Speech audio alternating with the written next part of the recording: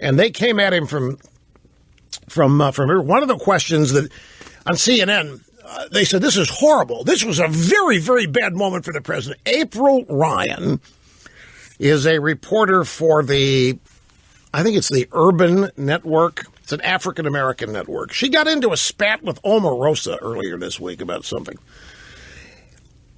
And she was asking him, well, you had made some promises about the inner city during your campaign. What are you going to do with the inner city? What is the inner city? And he agreed the inner city is a mess. It's been a mess for a long time. And she said, would you meet with the CBC? Would you meet with the Congressional Black Caucasians? And Trump said, I would love to meet with the Congressional Black Caucus. Well, you set it up. They won't take my phone call. I tried to get hold of Elijah Cummings, and he was going to meet with me. Elijah Cummings in Baltimore. He's a member of the Congressional Black Caucasians. And Trump said, I had a meeting scheduled with Elijah Cummings. I was looking forward. He's a nice guy. And all of a sudden he backed out. And Trump said, I think he had to back out because he was getting a lot of heat from his friends saying, you can't meet with Trump. So he looks at April Ryan. Could you set it up? Could you set up the... She was flummoxed. She was speechless. I don't know what she expected. It's almost like she expected Trump to poo-poo the idea of meeting with the Congressional Black Caucus, but she looked shocked that he would do so, and then said that, could you set it up for me?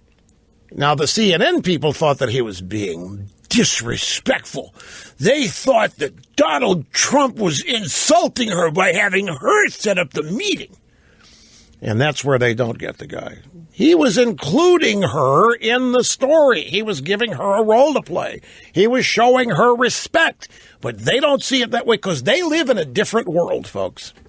They come from a world of political correctness and no sense of humor whatsoever. And because of that, they're never going to understand Donald Trump. The sense of humor thing alone is going to prevent them. But they're also on different worlds. They're in different universes. They have not encountered somebody who thinks like Donald Trump, who is still around and talking. In their world, people who talk and act like Donald Trump have been shamed and humiliated and relegated to obscurity because they're so abrasive and mean-spirited and rough around the edges. But now they're dealing with a president who's this way. And in their protected little snowflake world, everywhere they've been in their lives, governed and documented by political correctness, they're shocked. Like, can you imagine literally believing that what you do and who you are is above criticism? And yet you get to not only criticize people, you get to destroy them. If you're in the media, you can criticize anybody, you can destroy anybody, you can fake news, you can make it up.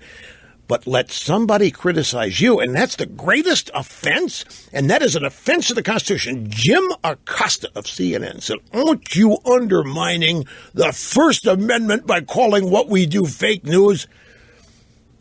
And I'm looking at the TV. So, Mr. Acosta, if anybody's undermining anybody, it's you.